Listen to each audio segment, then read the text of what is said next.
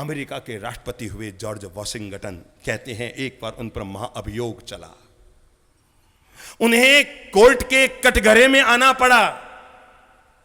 राष्ट्रपति पद पर रहते हुए भी वहां के नियम के अनुसार जब उन पर महाअभियोग चला तो उन्हें कोर्ट के कटघरे में आना पड़ा।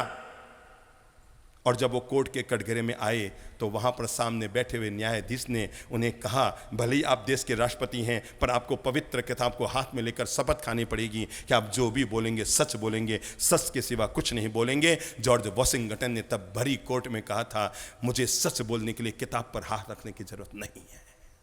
क्या कहा? मुझे सच बोलने के लिए किसी पवित्र किताब पर हाथ रखने की जरूरत नहीं है। मैंने यह घटना चंद्रप्रभु जी महाराज के मुंह से आज से करीबन 20 साल पहले सुनी होगी, और तब से यह घटना मेरे दिलो दिमाग में जमी रही। और ये दिलो दिमाग में जमी हुई घटना ये थी, तब जॉर्ज वॉशिंगटन ने कहा था, न्यायाधीश महोदय, सच बोलने के लिए मुझे किसी पवित्र किताब पर हाथ रखने की जरूरत नहीं है, क्योंकि जब मैं 8 वर्ष का था और मैं जिंदगी में पहली बार अपनी मां से झूठ बोला था। क्या? मैं जब 8 वर्ष का था और मैं जिंदगी में पहली बार जब अपनी मां से मैंने झूठ बोला था, और सांझ होते होते मेरी झूठ पकड़ी गई, तब मेरी मां ने मुझे अपने पास बुलाया और 2 चांटे मेरे गाल पर लगाते हुए कहा, बेटा, मैं जिंदगी भर तक बांझ कहलाना पसंद करूंगी। बोल लो अपने मुंह से, बोल लो अपने मुंह से, इस लाइन को बोल लो। तब उस राष्ट्रपति ने भरे न्यायालय में कहा था कि मेरी मां ने मुझे 2 लप्पड़ मारते हुए कहा था कि बेटा, जीवन भर याद रखना, मैं जिंदगी भर तक बिना बेटी की महिला यानी बांझ कहलाना पसंद करूंगी, पर किसी झूठे बच्चे की मां कहलाना पसंद नहीं करूंगी। मुझे ऐसी संतान नहीं चाहिए जो झूठ बोलती हो। मैं बिना संतान के भी अपनी जिंदगी जीना जानती हूं। हां मेरे भाई, करो घर में, क्या करो? संस्कारों का बीजारोपण करो। और अगर कोई भी व्यक्ति अपने घर में संस्कारों का बीजारोपण करना चाहता है, लो अब मैं आपकी झोली में डालता हूं छोटे छोटे 7 संस्कार।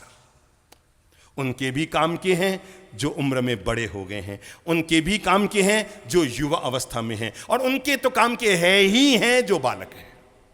पर ये जो उत्तम 7 संस्कार हैं, इन्हें आप जब भी अपने जीवन में जोड़कर रखेंगे, आप जीवन को बहुत मीठा, मधुर, आनंद भरा और उत्तम क्वालिटी का जीवन जीने में सफल हो जाएंगे।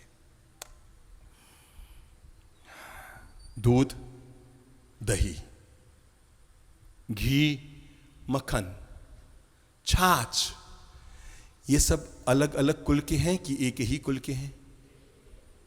बुद्धि लगाओ। दूध, दही, घी, मक्खन, छाछ, पनीर, ये सब एक ही वंश और कुल के हैं कि अलग अलग हैं? एक ही कुल के हैं। अब जरा बुद्धि लगाओ, इनके मूल्य एक ही है कि अलग अलग हैं? क्या आप समझ पाए?